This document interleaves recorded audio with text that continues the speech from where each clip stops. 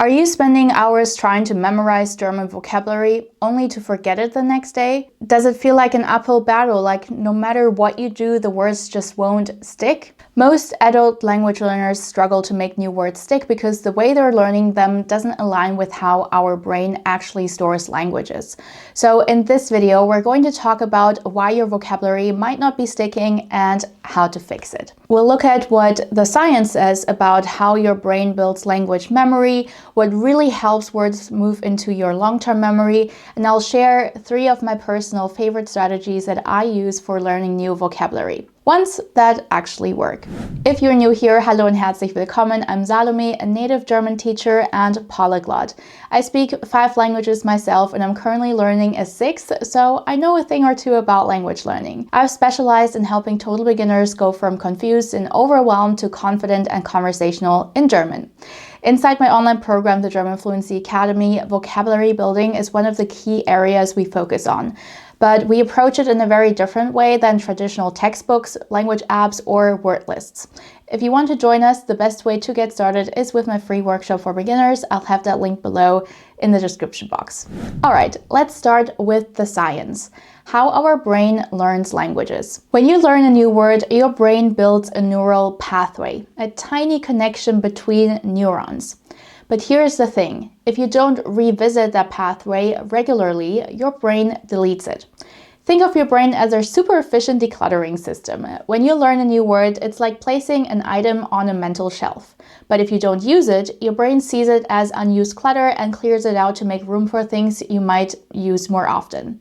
So no, your memory isn't broken, your brain is actually doing exactly what it's supposed to do. Clear out things it doesn't think are important. That's why repetition is essential. But not just any repetition, active recall. This means retrieving the word from your memory. Just recognizing the word isn't enough. You really need to recall it, like say it, write it, and use it. One of my favorite books on this topic is Fluent Forever by Gabriel Weiner. He explains that memorizing translations over and over doesn't actually help you to recall words. You just memorize how to recognize them. But to actually speak fluently, you need to be able to recall words from scratch without cues. So how do we take all this science and turn it into something practical? Let me walk you through 3 of my favorite strategies. These are things I personally use in my language learning and that I also teach my students inside the German Fluency Academy. Number 1 are post-it notes. This one is so simple, yet so effective. You take the words you find difficult to remember and write them on post-it notes. Ideally, you include a short example sentence as well.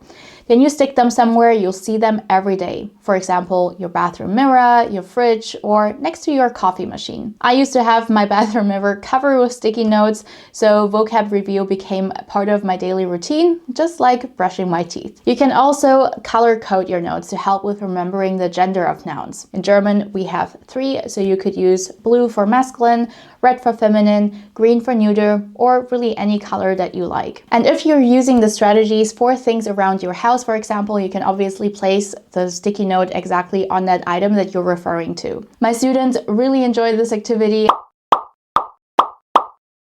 And if you want to take it one step further, I have to give credit to my student Carl, or more accurately to his granddaughter, because this was her idea. You can take all your post-it notes, mix them up, and then try to place them back on the correct item. I thought that was such a brilliant idea to practice recalling new vocabulary while also having a ton of fun. And this hack is not just for vocab. You can also use sticky notes to practice grammar.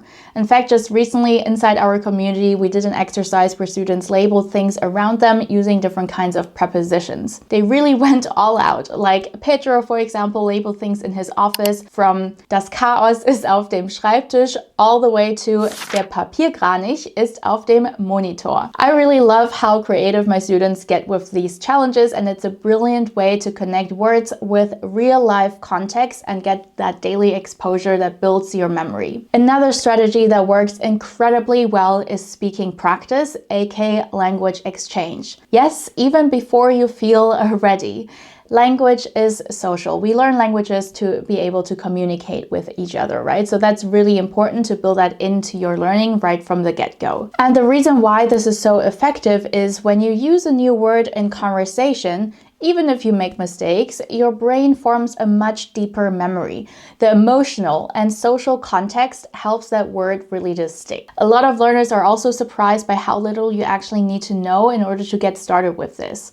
And the good news, there are tons of ways to find a language exchange partner nowadays, especially online. You've got tons of platforms like Tandem, Conversation Exchange, Speaky, and Lingby, or even offline, of course, even if you're not living in Germany, it's still possible. One of my students, for example, Wes, he lives in Texas and found a local community of Germans he practices with regularly. And of course, if you're already living in a German-speaking country, you literally have no excuse. Like another student of mine, Matthew, who lives in Berlin and goes to language meetups every single week. Was it scary at first? Absolutely. Did it feel uncomfortable? For sure. But have his language skills skyrocketed in a short amount of time? 100%. I actually sat down with him recently to talk about his language learning experience, and we dove into the mindset side of things too, which is just as important as pronunciation, vocabulary, and grammar. You break down the kind of process of learning a language, and I think as part of that, your advice around getting out there and starting to speak with people, I think probably a lot earlier than most people would probably, do themselves.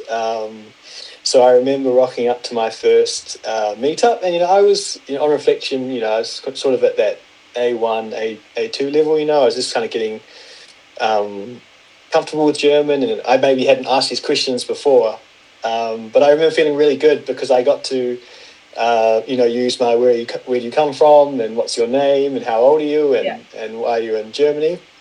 It was going really well. Now, you might be wondering, that's great and all, but how do I get to this level? Well, by taking baby steps. You don't need full-blown hour-long conversations. Just being able to talk about the basics is enough to practice vocabulary and also to build your confidence.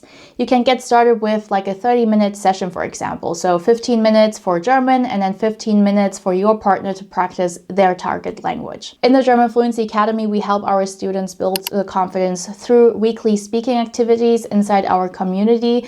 It's a supportive space where you can practice using your vocabulary, review what you've learned, and gradually grow more comfortable speaking. By actively using the new words, you're not just learning them, you're making them stick.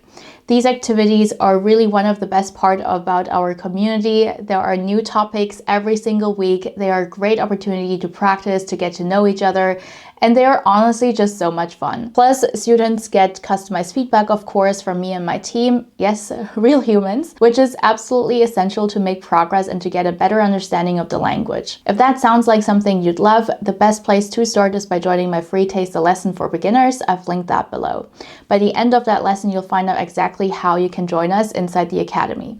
And finally, one of the most powerful techniques backed by science is spaced repetition. Smart review that actually works. So instead of reviewing a word over and over in one session, you space out your reviews over time. The goal is to review a word just before you're about to forget it. That's when your brain strengthens the memory the most. Digital flashcards are perfect for this. You can use apps like Anki or Quizlet, or you can even create your own flashcards. Just make sure they're active and not passive. That means instead of just reading the word, try to recall it, say it out loud, or use it in a sentence. And here's my bonus tip. Mix in images or example sentences or even audios with your flashcards. The more senses you engage, the better your brain holds onto the word. And that brings me to an important point most learners overlook. Most language apps are designed like games. You get really good at selecting the right answer, but that doesn't mean you can actually say the word when you need it. So basically in those apps, you're training recognition and not recall. But to truly build vocabulary that sticks and actually use it in a conversation, you need to practice recalling words from memory without hints or options in front of you. So if you've been spending hours tapping through multiple choice exercises, it might be time to stop wasting energy on things that don't actually build your speaking skills. Focus instead on methods that require you to think, speak, and recall, like visual flashcards with no translations, or using the words in conversations, journaling, or even just talking to yourself. And if you're not sure how to start doing that on your own, I've created a free workshop for beginners that walks you through the exact steps to build your conversational skills. You'll find the link below. It's the best way to move forward with a smarter strategy. And if you want to go even deeper, I've made a whole video on how to expand your vocabulary fast with my favorite tips and strategies for German. You can watch that one next. I'll link it here. I hope you have found today's video helpful and you have more clarity now on how to actually make those vocab stick. And I'll be back next week with another lesson for you guys. Das ist alles für heute. Vielen Dank fürs Zuschauen und bis zum nächsten Mal. Tschüss!